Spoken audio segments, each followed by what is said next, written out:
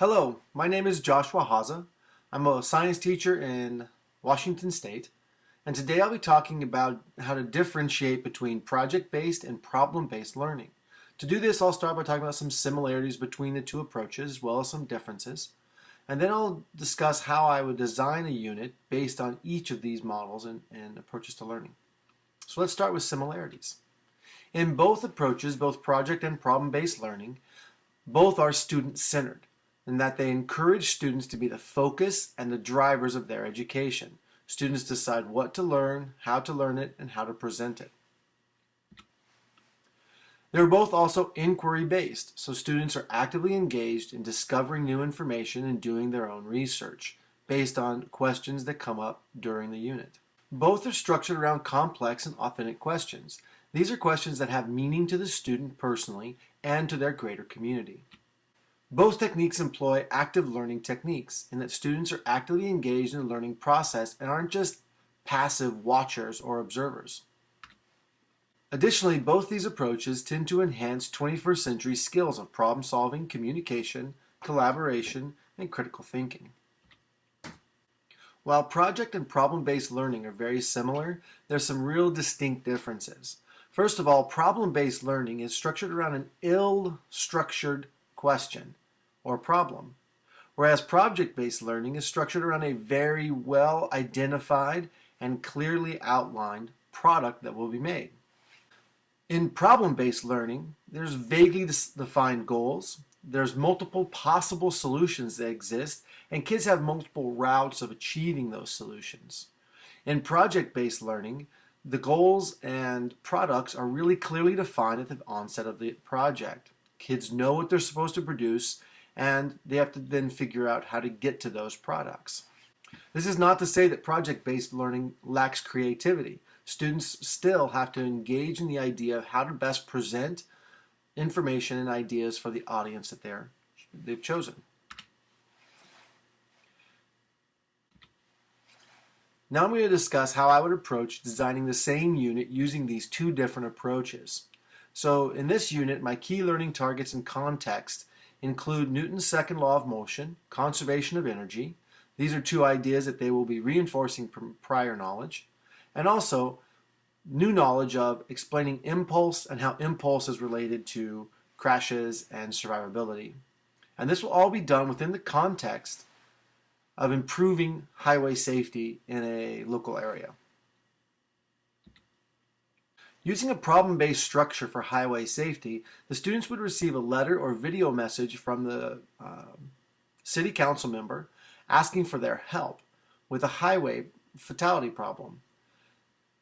The city council was given a document from the Highway Department of Transportation and that outlines several techniques for reducing the severity and frequency of highway accidents.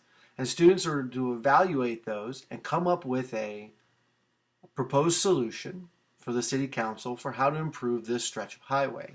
To do this, students will need to start brainstorming what information is important, what things they need to know more about, and a series of questions that they need to answer. Notice here, though, that at the onset, there's no expectation for a particular product or a particular solution. Different groups may evaluate the solution in different ways. The key here is that the solutions be effective for reducing both the frequency and the severity of accidents, and these would have to be mindful of a budget. Designing this unit from a project-based structure may start with the same or similar letter or video message from the City Council. Except in this case, the City Council would have been more directive in terms of what products they want from the students. For example, the City Council may ask for an explanation of the science behind collisions, including of various components of that science. Also, the City Council may require an explanation of the various safety techniques and devices that are available and how they improve safety.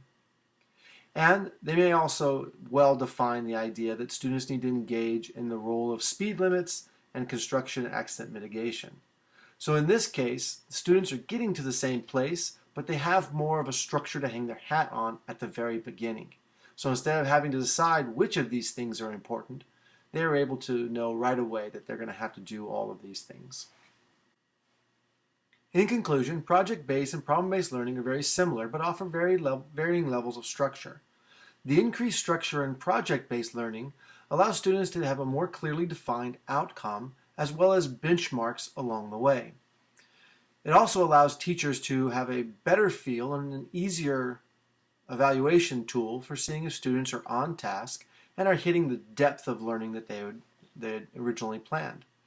Some of the cons of project-based learning is it's slightly less authentic because of the structured nature, and it places less emphasis on evaluating whether or not certain information or ideas need to be included. The ideas that need to be included are more clearly defined at the onset. Problem-based learning, on the other hand, is less structured, which means it's highly authentic. Students are starting with a problem to solve, and also engages students in the critical thinking skills necessary to identify what information and what resources are needed in order to solve the problem. Some of the cons of problem-based learning is it requires an intense focus on the teacher to make sure that all students in groups are hitting the content that was expected, as well as to the depth and sophistication that was necessary for each group. When deciding whether to use project-based and problem-based learning, teachers should consider the needs of their learners, the needs of the curriculum being taught, and balance that with whether more structure or less structure would be advantageous.